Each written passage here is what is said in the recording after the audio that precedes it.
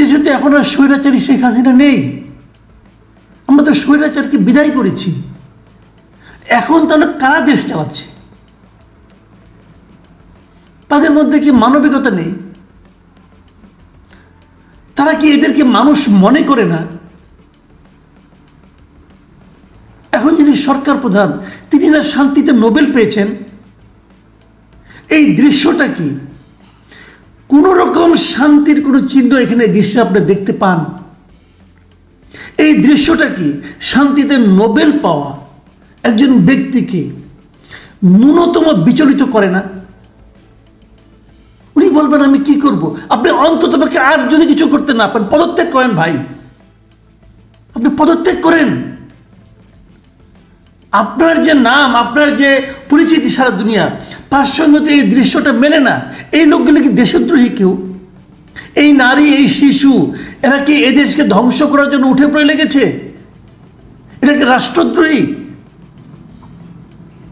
এটা কি আপনার সরকারের পতন ঘটানোর জন্য মাঠে নেমেছে? যদি নেমে থাকে তাহলে এদের সম্মান করে আপনার সরকারের পতন ঘটানো উচিত। আপনার পুরো সরকার সহ পদত্যাগ করা উচিত এই একটা শিশুকে ভয় দেখানোর কারণে। আপনি কি ভাবছেন? কি ঘটনাটা কি? আমি একটু ছোট করে বলি ঘটনাটা কি। ঘটনাটা হলো, এরা প্রাথমিক সহকারী শিক্ষক নিয়োগ সরকার ঘোষণা করেছিল, আগের সরকার। সেখানে 3 ধাপে হয়েছে। প্রথম 2 ধাপ শেষ হয়ে গেছে। এটা 3য় ধাপের নিয়োগ হয়েছে। 3য় ধাপে ছিল ঢাকা এবং চট্টগ্রাম বিভাগের যারা নাকি নিয়োগ দেওয়া হবে, এবং এদের বিজ্ঞপ্তি দেওয়া হয়। 3য় ধাপের বিজ্ঞপ্তি দেওয়া হয় 2023 সালের 14 জুন। লিখিত পরীক্ষা হয় 2024 সালের 29 মার্চ। খেয়াল করেন, 2024-এর 29 মার্চ। লিখিত পরীক্ষার ফলাফল প্রকাশিত হয় ওই বছরই 2024 সালের 21 এপ্রিল। 12 জুন ভাইবা সম্পন্ন হয়। এরপর তো আন্দোলন শুরু হয়ে গেল। জুলাই আন্দোলন হলো, অগাস্টে আন্দোলন শেষ হলো, স্বৈরাচার বিদায় নিল। তারা ওয়েট করছে, যারা ভাইবা দিয়েছে তারা ফলাফলের জন্য ওয়েট করছে। সেই ফলাফল প্রকাশিত হলো। এখন এরাও চিন্তা করেছে এখন সরকার পরিবর্তন হয়ে গেছে, এখন কি আমরা এই ফলাফলটা প্রকাশ করবো কি করবো না। এই জন্য তারা আইন মন্ত্রণালয় ওই জনপ্রশাসন মন্ত্রণালয়ের কাছে অনুমতি চায়। আইন মন্ত্রণালয় এবং জনপ্রশাসন মন্ত্রণালয় তারা অনুমতি দেয় যে ফলাফল প্রকাশ করা যায়। 31 অক্টোবর ফলাফল প্রকাশিত হয়। একটি কোন বছরের? 2024 সালের 31 অক্টোবর। তখন দেশে কে আছে? ডক্টর ইউনূস সাহেবের সরকার আছে। আইন মন্ত্রণালয়ে কে ছিলেন? এই আসিফ নজরুল সাহেব ছিলেন। এখন যিনি আছেন তিনিই ছিলেন। জনপ্রশাসন সচিব এই লোকই ছিলেন। 31 অক্টোবর ফল প্রকাশ হয়। তারপর 6531 জনকে চূড়ান্তভাবে সুপারিশ দেওয়া করা হয় যে এদেরকে নিয়োগ দেওয়া যেতে পারে। এই সময়ে একটা আইনগত দিকের ঝামেলাটা আমি বলি। এই সময়ে যারা নাকি চান্স পায় না, যারা নিয়োগের তালিকায় আসেনি, এমন 30 জন লোক একটা রিট করে হাইকোর্টের কাছে। 30 জন, কেউ লেখছে 31 জন, আমি ঠিক যাই না, 30 অথবা 31। যখন রিট করে, এই রিটের প্রেক্ষিতে হাইকোর্ট সেই নিয়োগ কার্যক্রমকে 6 মাসের জন্য স্থগিত করে পরে 6 ফেব্রুয়ারি ওই আগের নিয়োগটাই তারা বাতিল করে দেয়। আচ্ছা, হাইকোর্টের লজিকটা কী ছিল সেটা আমি আপনাদের একটু বলি। হাইকোর্টের লজিক হলো, এটা তো যখন নিয়োগ দেওয়া হয়েছে আগে আপনার 2023 সালে যখন নিয়োগের বিজ্ঞপ্তি সব যখন হয়েছে, তখন 2018 সালের যে 2018 সালের 4 অক্টোবরে জারি করে যে পরিপত্র ছিল জনপ্রশাসন মন্ত্রণালয় যে কীভাবে নিয়োগ করতে হবে, সেইভাবে ছিল। সেখানে কিন্তু প্রাইমারি স্কুলের টিচারদের জন্য 60% কোটা ছিল। কার কোটা? নারীদের কোটা। মুক্তিযুদ্ধের কোটা না, কিন্তু নারীদের কোটা। এবং ওইভাবে চলেছে, আরও অন্য কোটা ছিল। তো সেই কোটা অনুযায়ী এই নিয়োগ বিজ্ঞপ্তি জারি করা হয়েছিল। কিন্তু আপনাদের মনে আছে যে হাসিনা সরকার বিদায়ের আগ মুহূর্তে 23শে জুলাই কোটা পদ্ধতি কিন্তু আবার সংশোধন করেছিল, যেখানে নাকি 92% কোটা ছিল প্রতিযোগিতার ভিত্তিতে। নিশ্চয়ই আপনাদের মনে আছে, যেটা নাকি ছাত্ররা মানেনি। সেই যে আইনটা ছাত্ররা মানেনি, কিন্তু হাসিনা সরকারের পতন হয়ে গেছে ওদের সর্বশেষে ঘোষণার কারণে।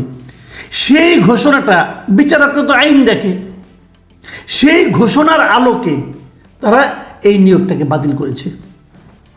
আচ্ছা, বাতিল করেছেন, তাহলে আগে যে 2 দফা নিয়োগ হয়ে গেল ওগুলির কি হবে? ওগুলি বাতিল করবেন? 2 দফা তো আগে নিয়োগ হয়ে গেছে, ওগুলি কি করেছেন?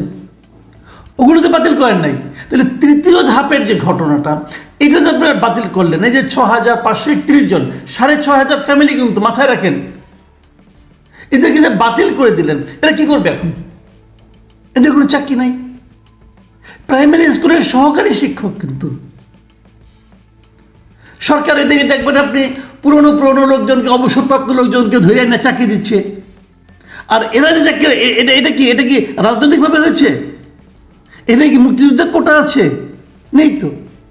তো এদেরকে তো আপনি বাতিল করে, যদি বাতিল করে দেন, আগের 2 ধাপও দেন, সব দেন বাতিল করে। যে এখন একটা ঘোষণা দিলেই হয়তো যে আওয়ামী লীগের সরকার আমলে 15 বছরে যা কিছু নিয়োগ হয়েছে সব বাতিল। এটা কি প্রতিহিংসার কি দেশ চলছে? কোনো আইন কানুন থাকবে না। তো এদেরকে যে, ঠিক আছে, এদের দাবি আপনি মানবেন না, আলোচনা করেন, এদের সঙ্গে কথা বলেন। এই যে একটা ঘটনা ঘটেছে, এই ভিডিওটা সোশ্যাল মিডিয়ায় সবাই দেখেছে, এই স্থিরচিত্রটা সবাই দেখেছে। আমি দেখলাম না পর্যন্ত যে কেউ এই ঘটনার কোনো নিন্দা প্রকাশ করেছে, কাউকে নিয়ে কোনো উদ্বেগ করতে থাকে। এই দেশটাকে সবাই পাথর হয়ে গেছে।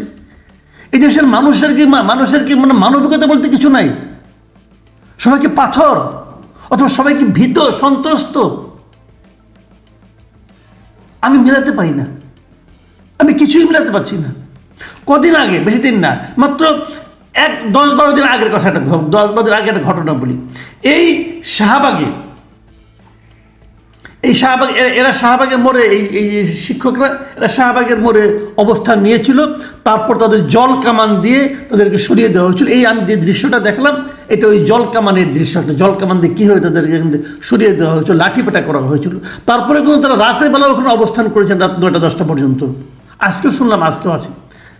আমি আপনাদেরকে 27শে জানুয়ারি একটা ঘটনা বলি। 27শে জানুয়ারি এখানেও আবার চাকরি জাতীয়করণের দাবিতে এই শাহবাগে ইবতেদাইয়া মাদ্রাসার শিক্ষকদের একটা সমাবেশ ছিল। সেটাও কিন্তু পুলিশ এই জোর করে তাদেরকে ওখান থেকে সরিয়ে দেয়।